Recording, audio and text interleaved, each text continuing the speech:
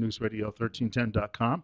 They are here, of course, for our weekly visit, medical visit, Better Health with Thrift Family Medicine. Remember the slogan, life's too short not to feel good, and we're going to actually hear a little bit about that today as well, because there are a lot of things I'm sure that come up with the Christmas holiday.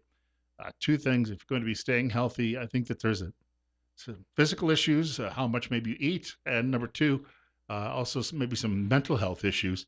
But the doctor has brought Lauren back this week. Thanks for having me. Yeah, you're becoming the regular. I am. And things about feeling good. Yesterday, we had one of our providers not able to make it into work, and that rarely happens. But so with Lauren and I, we put everybody into one schedule, and we just tag teamed everybody, and our nurses jumped in, and we flew through the day. And she's been kind of just seeing how we do things. But yesterday, she was 100% on her own, and just superstar. So anybody that has any questions about my physician assistants, I don't. I was going to say you were washing the dishes after lunch too, right? Oh yeah, I did that too. She didn't. No. She didn't get to lunch.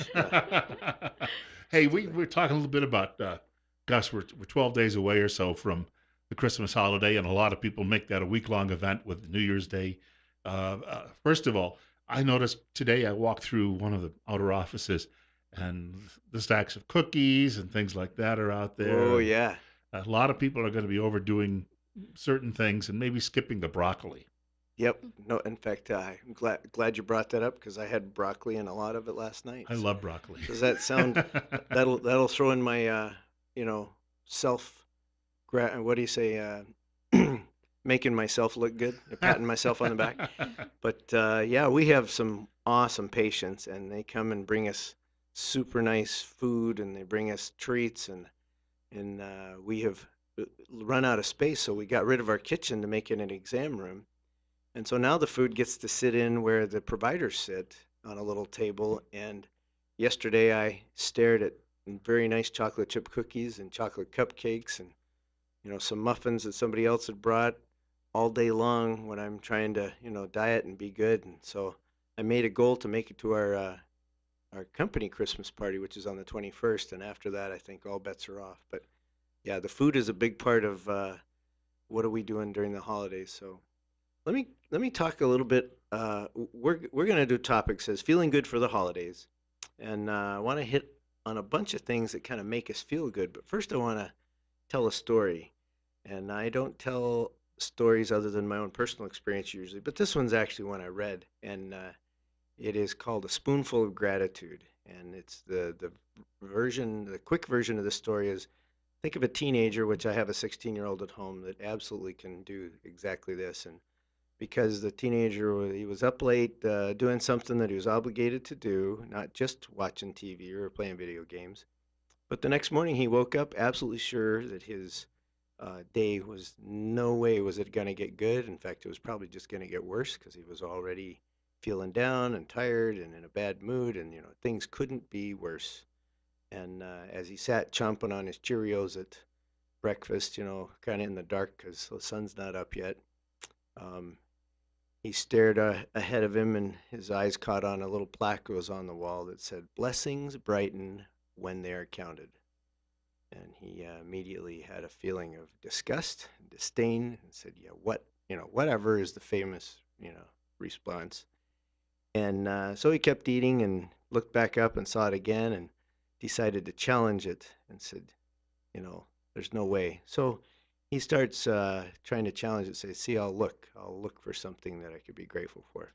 And the funny thing is, he started out, the first thing he thought of was the spoon, how hard it would be to eat his cereal without a spoon. And then he developed from there to the bowl and what a mess it would be with the milk and the Cheerios all over the table. And then it developed to the chair he was sitting on. So these aren't things that, like he had a new car or, great new job or, new girlfriend, any of that. It was just really the basics. And as he continued to do that, he noticed his mood changed. And then he became more grateful for, you know, his parents. And holy cow, I think this story was written by a parent. But, to get a teenager to actually be grateful for what their parents are doing a little bit is amazing. So the moral of the story is He changed his day just by taking the challenge to try to identify basic things that he was grateful for. And I want to use that later on as we talk about one of the ways that we will feel better is if we are looking for what we might be grateful for, and it might be as simple as a spoon. Want to take a short break? We've got more coming up with Lauren and the doctor in just a couple of minutes. You're listening to Better Health with Trip Family Medicine on News Radio 1310, KLIX, and newsradio1310.com. We're at a balmy 22 right now. A little warmer in the studio, though, which we appreciate as well. There's a lot of things to There be you thankful go. for.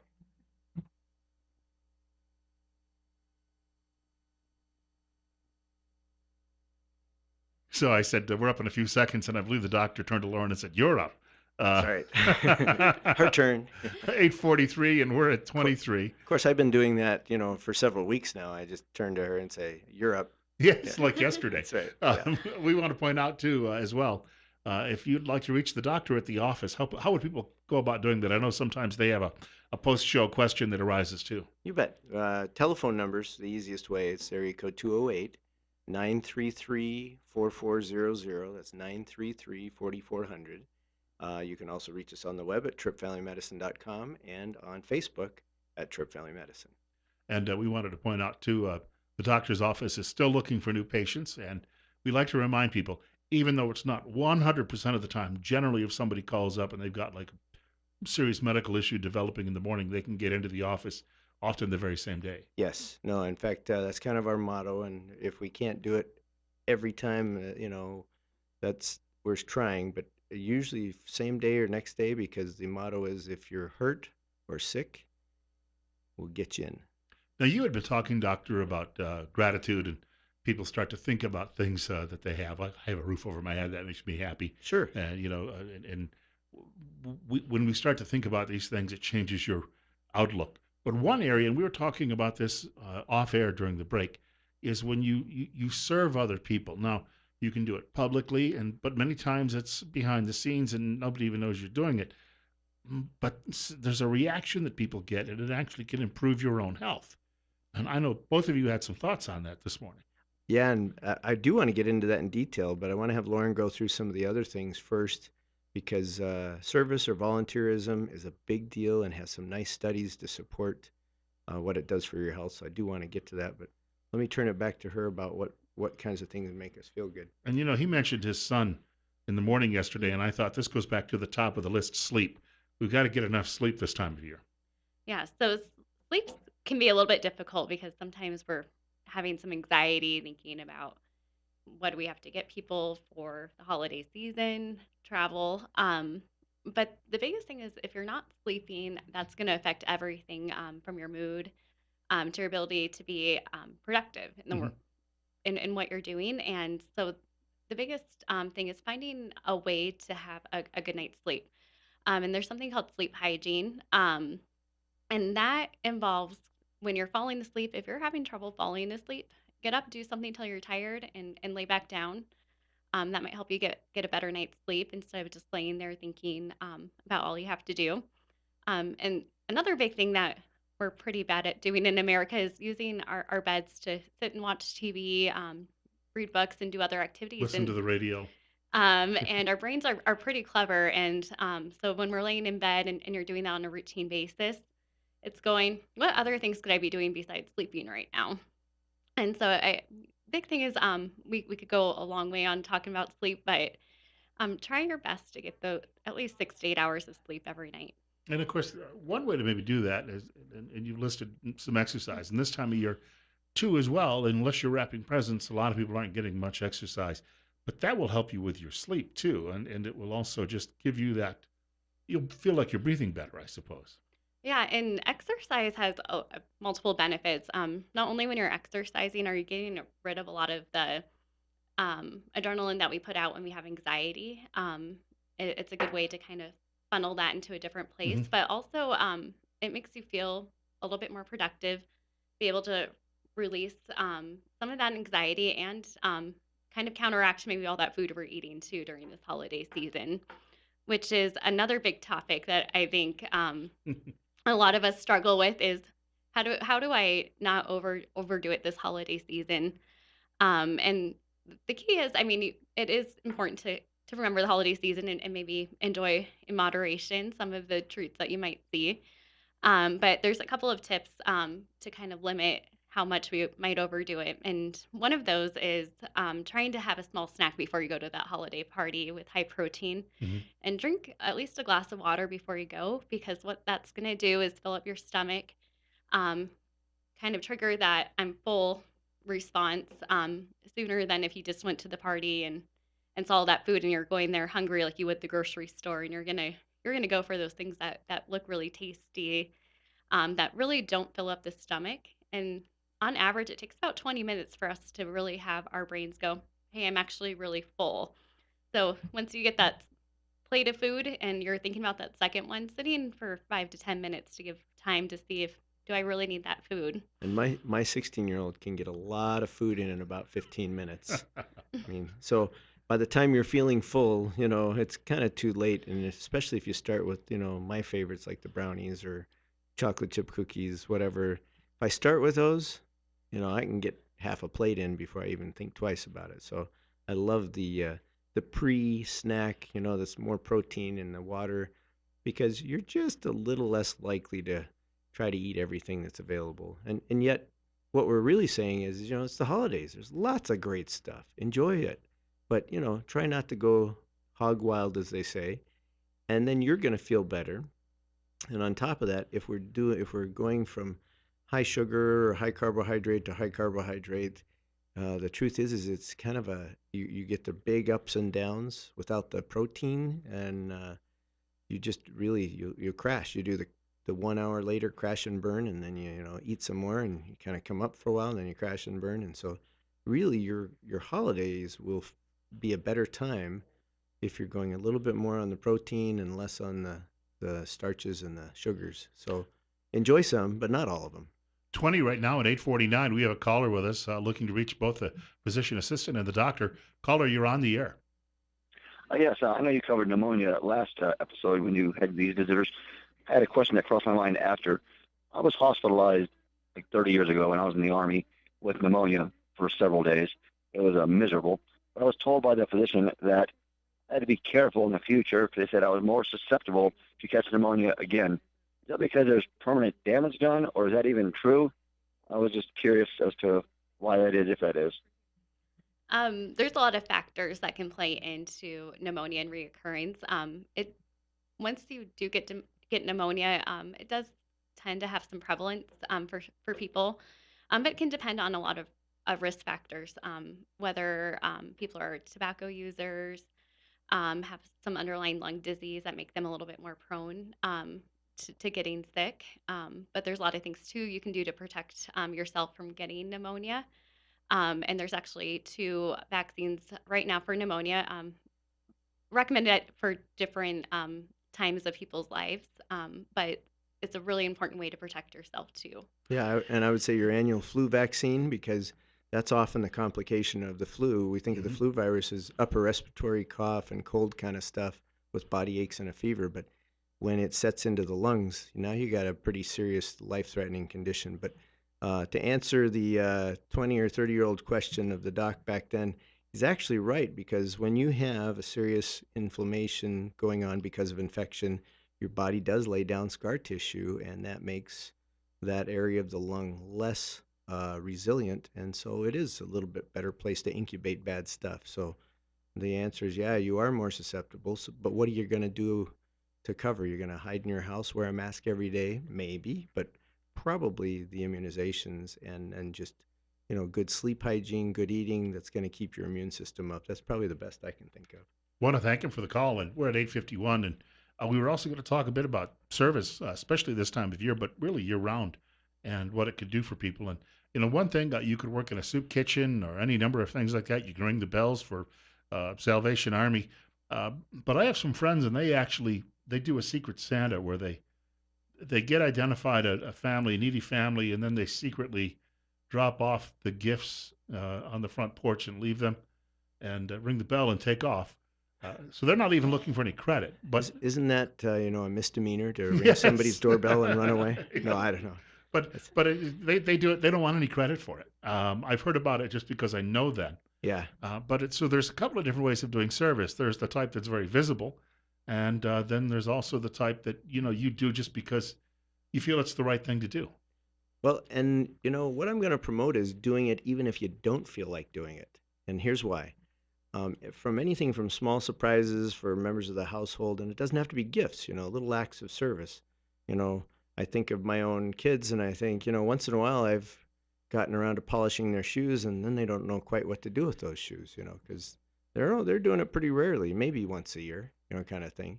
So something simple, making somebody's bed or, a meal for the neighbor, anything kind of like that would be a really good choice for simple and, maybe unseen or seen. But either way, whether it's that or a regular volunteering activity like at the senior center, or we have multiple things around town. I'm going to try to get to some of that, but things that you can volunteer on a regular basis is a good idea as well. But the studies that I read in preparing for this today really talked about how of anybody that's giving service, and they use the term volunteering, but it makes you happier, healthier, and live longer. And so the studies really say that you have better physical health, you have less depression, better quality of life, and you actually live 5 years longer than your peers that don't volunteer.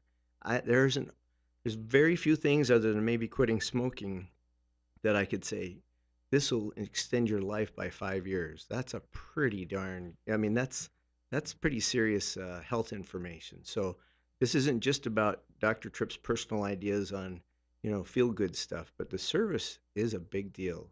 And so the other things we talked about food a little bit and exercise uh, and work. So people that are feeling down, feeling depressed, feeling run down. I've got a quote for you about work, and this comes from a famous lady who had an alcoholic for a husband, worked very hard her whole life, and I mean, literally lived in a log cabin for about 3 years while, her husband drank away whatever savings they had. And her name is Gertrude Graham Tripp, and Familiar name. she's as tough as nails, or was. And here's her quote: "If you're feeling down or sorry for yourself, go to work." And there's a lot of truth in that, whether it's work for yourself or what you need to get done, or whether it's service for others. I think that's a very true statement. And deep, big heart, but tough as nails. That's my grandma. So Well, and just that notion that it provides some regularity. I had the last couple of days off, but I still got up early in both days.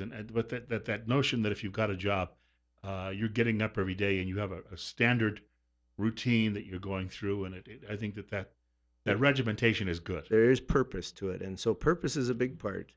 The other part that I wanted to really go back to the story that I told about the spoonful of gratitude is, being grateful changes your mood. This is coming not just my ideas, but it changes your brain chemistry, your motivation, and improves your physical health by diminishing the adrenaline output that your body's doing that results from anxiety and worry and uh, you know thinking too much of what's in the past, or the worries you have. Rather than doing, you're ruminating. And so ruminating actually causes lots of stress induced chemistry in your body. So gratitude reverses that. So we talk about looking for things you're grateful for, the phrase counting your blessings. It actually reduces that negative physical impact to having a constant fight or flight response. So let me give you a quote on that I just got in the last week, and it says, "Happy people aren't grateful. Grateful people are happy." So if you want to feel happy, start looking for things you're grateful for, like the roof over your head, like the clothes, like the spoon, like the chair. It doesn't have to be, the coolest, latest, and greatest Maserati or Lamborghini, although I probably would feel pretty grateful for that too. But things are usually kind of short-lived as far as what you feel good about. I will tell you this: the roof over my head and the house that we have is the best we've ever had, and I am grateful for that. Pretty much every day I drive up the driveway, I think, wow, this is a really nice place. And so, although could I live in something less? I always have. So that's one thing but it's not the thing. But I am grateful for the thing. So looking into gratitude helps reduce your anxiety and helps you live in the moment, um, because you're recognizing what's around you, whether that's friends or things that you have or things that you're doing. Doing is a big part of that. Some other things we are great or happy make us feel happy, is like getting outside. Sunshine, and for some people even rain makes them feel better. But our pets, holy cow! I was organizing my thoughts on this and had my dog sitting on the couch looking over the couch at me, and his look was just kind of like, I can't quite describe it, but it was he was interested in what I was typing on the computer and just made me laugh. And I thought, you know, pets are an awesome relationship. They're kind of loving without unconditionally, and so those are all good things. So happy people aren't grateful. Grateful people are happy. If you're looking for something to do to serve, there's two websites that I came up with that'll help you identify local things. One is called justserve.org, and the other is called volunteermatch.org. And so you can ask at your church, at a school, the senior citizen center, lots of stuff. There's food drives, things you can get involved with without having to do a lot of physical labor. Habitat for Humanity is another one in our area. So Want to thank the doctor and the physician assistant as well for coming by. We'll tee it all up again and do it over next Wednesday morning. So feel good, because life's too short not to feel good. Wonderful. He beat me to the punch. 9 o'clock news is coming up next, and we're going to talk about a housing program for returning veterans. That's on the way on Top Story.